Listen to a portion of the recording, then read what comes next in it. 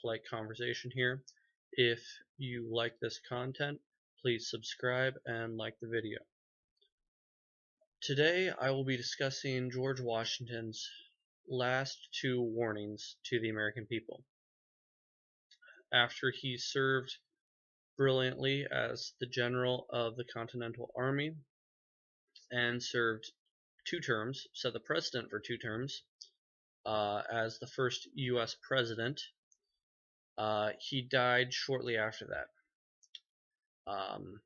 Right at the end of his second term, he made a farewell address to the American people to kind of sum up his principle, his views on life, and most importantly, his warnings to people going on.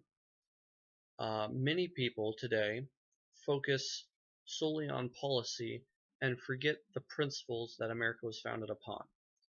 I'm not talking about religious principles here, but rather Age of Enlightenment political principles.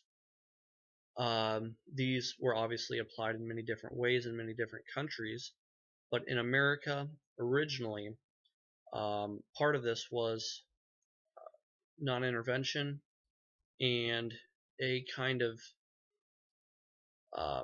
loathing of political parties and warring factions, as they were called in the Federalist Papers. So in George Washington's final address to the American people, these were two of his main points. He warned America about getting involved in other nations' business. Now, lately, the United States has done a very bad job at this. This can be seen through the unconstitutional wars in Southeast Asian countries and the Middle East especially. Most of these wars are made, or they're executed without even a declaration of war, which is obviously necessary if you are going to follow the Constitution. I've seen in this case politicians rarely respect the Constitution, and they rather go to what is most convenient for them. This can be seen through a lot of different things. The legislature is often seen as it's an inhibitor to change, which is actually a good thing because it provides time for consideration. But many people do not respect that, and therefore we get involved in things and we don't know what we're getting into because we have not given ourselves enough time for consideration. This can be seen especially after 9/11, horrible tragedy, but we did not look over the evidence close enough, and we ended up invading the wrong country. I am what many people would call an isolationist, so I believe that we should only attack if we are attacked. We cannot nation build, and we cannot try to plan everything out for everybody. If people do not respect their own freedom and independence, we cannot set up democratic systems for them. They must fight for it so that they have an attachment to it.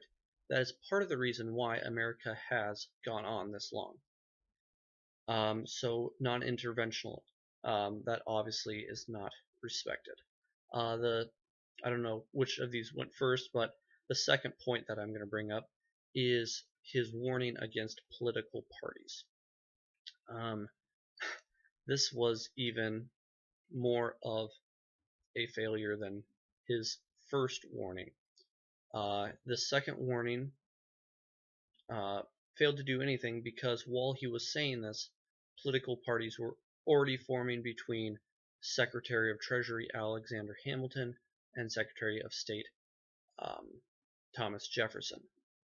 Obviously, two vastly different opinions between these two men,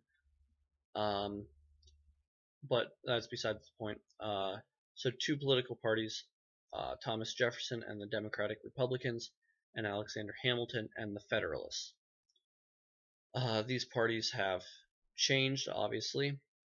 but they still serve as a hindrance to the free flowing of ideas.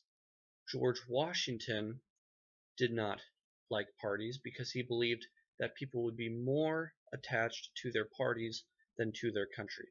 This has proven to be true, and we would be wise if we listen to his words.